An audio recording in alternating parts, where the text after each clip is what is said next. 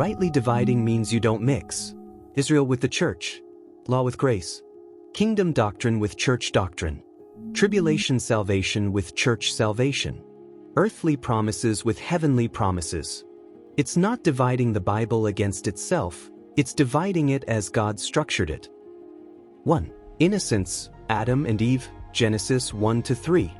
Humanity lived sinless in perfect fellowship with God. One command, do not eat of the tree, ends with the fall and expulsion from Eden. 2. Conscience, Adam to the flood, Genesis 3-8. Humanity guided by conscience awakened by the knowledge of good and evil. Sin multiplies rapidly, ends with the judgment of the flood. 3.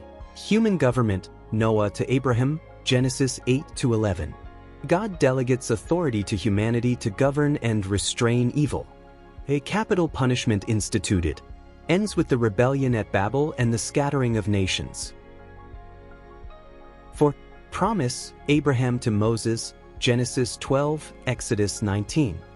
God calls Abraham and establishes the covenant of promise. Israel grows into a nation under God's blessing. Ends with Israel in bondage and the giving of the law. 5. Law, Moses to Christ, Exodus 20, John 19. God gives Israel the law through Moses. Blessings for obedience, curses for disobedience. Ends with Israel rejecting their Messiah and the crucifixion. 6. Grace/church age, Pentecost to the rapture, Acts 2, present. A salvation by grace through faith in Christ alone. Jew and Gentile united in one body, the church. Ends with the catching away of the church. 7. Kingdom, millennial reign, Revelation 20. Christ rules physically on earth for 1,000 years. Perfect justice, restored creation, fulfilled promises to Israel. Ends with the final rebellion and the great white throne judgment.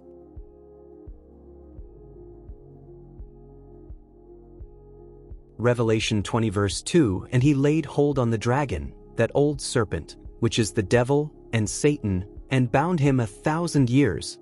Revelation 20 verse 3, and cast him into the bottomless pit, and shut him up, and set a seal upon him, that he should deceive the nations no more, till the 1,000 years should be fulfilled. And after that he must be loosed a little season.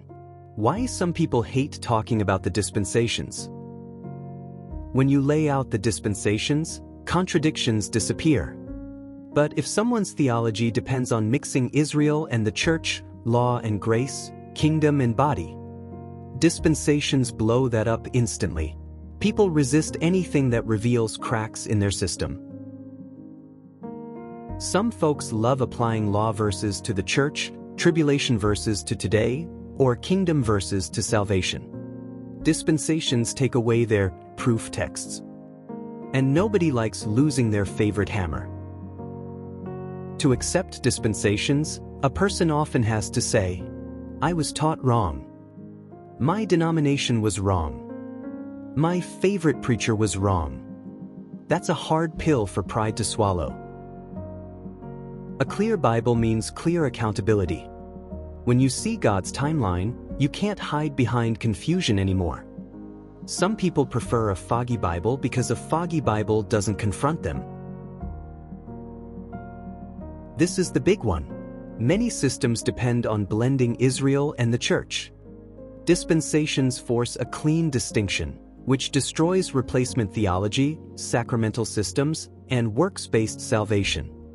If your theology needs Israel's promises to survive, dispensations feel like a threat. Not because it is complicated, it's actually simple, but because it's unfamiliar. People often attack what they don't understand.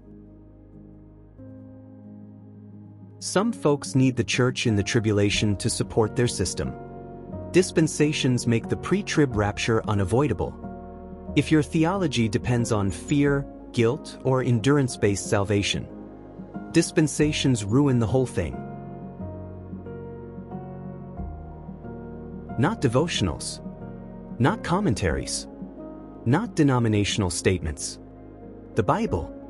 Dispensations rise naturally from Scripture, but only if someone reads it without filters. What rightly dividing the word of truth means to the church. 1.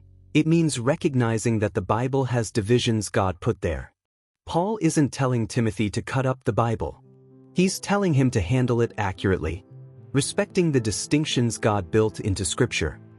Rightly dividing means you don't mix Israel with the church, law with grace, kingdom doctrine with church doctrine, tribulation salvation with church salvation, earthly promises with heavenly promises.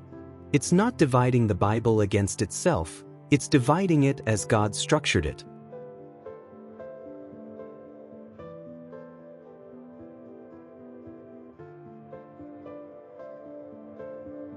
Rightly dividing the word of truth means interpreting the Bible according to the distinctions God Himself placed in it, so the church can understand doctrine clearly and avoid confusion.